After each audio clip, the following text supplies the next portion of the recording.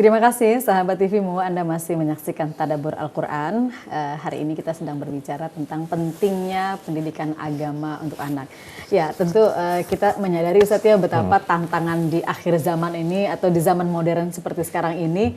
Masya Allah luar biasa ya, bahkan masuk ke dalam kamar-kamar anak-anak kita, gadget yang udah begitu canggihnya gitu Ustadz ya. Bahkan kita kadang-kadang tidak secanggih anak-anak kita.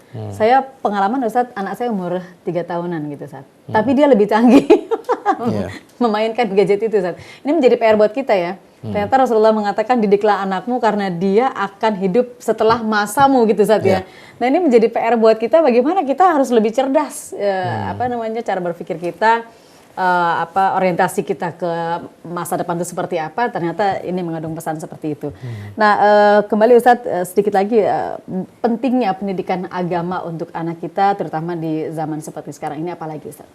Ya, kita tahu zaman sekarang ini kondisi sudah sangat jauh berbeda ya dengan kondisi di masa lalu ya, di mana begitu banyak kemungkaran, kemaksiatan, akses terhadap hal-hal yang negatif begitu mudah, ya, betul. Karena perkembangan teknologi, informasi dan lain sebagainya.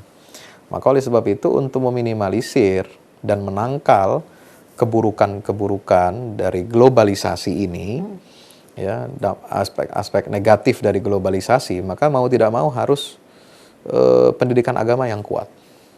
Dulu saja ketika belum ada dampak globalisasi yang besar seperti sekarang, masuk ke kampung-kampung, ya, prostitusi masuk ke kampung, minuman keras masuk ke kampung-kampung, ya, judi online masuk ke kampung-kampung, ya, cara berpakaian yang modern juga yang dianggap yang modern ya, gitu Ustadz ya.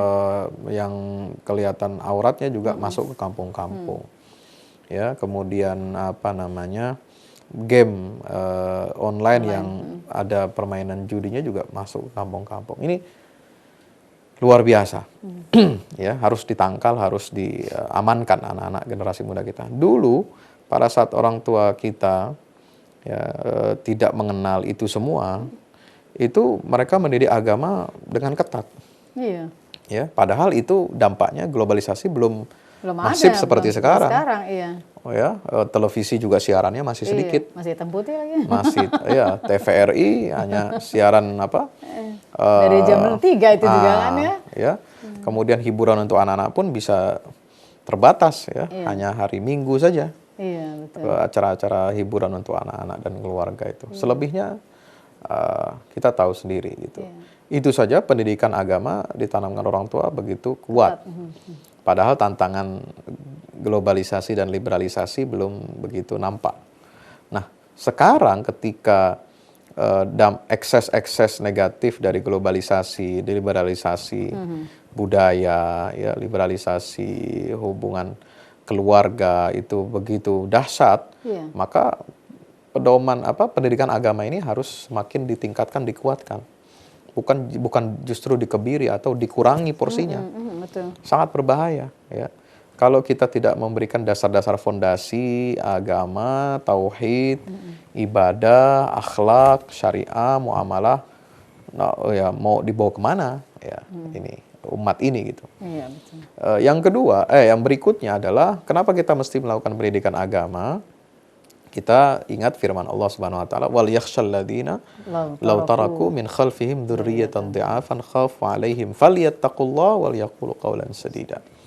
Ini untuk masa depan generasi umat. Ya, umat ini bukan hanya terbatas pada diri kita saja, tapi bagaimana estafet generasi berikutnya. Kalau generasi kita masih baik atau sudah tercampur yang baik dengan yang buruk, maka kita harus berupaya semaksimal mungkin bagaimana generasi berikutnya, generasi penerus kita ini, mereka tidak justru lebih buruk dari kita. Ya, nah ini tantangannya. Jadi jangan sampai kita meninggalkan zurriyatan dhi'afan. Ya, keturunan-keturunan yang lemah akidahnya, lemah ibadahnya, lemah ekonominya, lemah wawasannya, sehingga dia menjadi santapan mangsa. Yang dimakan oleh bangsa-bangsa lain, umat-umat lain yang memang ingin mengincar mangsa umat Islam ini. Seperti itu. Iya, memang tantangannya luar biasa, Ustaz. Saya ingat banget ya, satu waktu masih kecil itu kita maghrib aja harus ada di rumah kan, Ustaz ya? Ya. Sebelum maghrib harus sudah ada di rumah. Sekarang justru sekolah pulangnya setelah maghrib. Kuliah sekarang setelah maghrib. Kursus-kursus adanya malam. Semua ini kan juga tantangan, Ustaz. Lalu kemudian pergaulan mereka yang kita harapkan mereka dalam pergaulan yang baik-baik aja, tapi kan kita tidak menutup mata ya, Ustaz ya, bahwa banyak sekali tantangan-tantangan yang luar biasa. Nah, ini apa antisipasi yang harus kita lakukan kepada mereka gitu? Pendidikan agama yang seperti apa? Yang strength kah? Yang bagaimana gitu polanya? Pola pendidikan agama yang seperti apa yang kita terapkan kepada mereka, Ustaz? Pola pendidikan agama ya untuk zaman sekarang ya itu harus memadukan banyak hal. Pertama materinya, materi ini unsur yang penting. Ya, yang kedua adalah instrumennya, medianya. Medianya apa? Ya, ini harus mengikuti perkembangan zaman. Ya, yang ketiga adalah unsur keteladanan. Ya, baik dari orang tua, dari guru, dari lingkungan sekitar. Nah, untuk mencapai pendidikan agama yang baik dari tiga segi ini itu tidak mudah. Ya.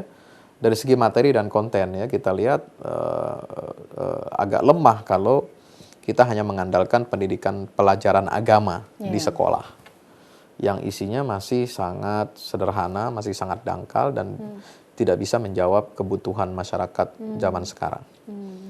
Ya, medianya juga kadang tergantung guru, ya. Kadang menyampaikan agama ini secara kaku, ya.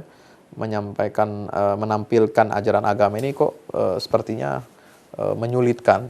Yang gampang buat anak cerna itu yang seperti apa sih, Ustaz, ketika kita menyampaikan sebuah pesan atau nilai agama kepada anak? Tapi jawabannya nanti, Ustaz ya. Kita break dulu, Ustaz ya. Baiklah, sahabat TVmu, nanti kita akan lanjutkan kembali dialog kita dalam Tadabbur Al-Quran setelah informasi yang berikut.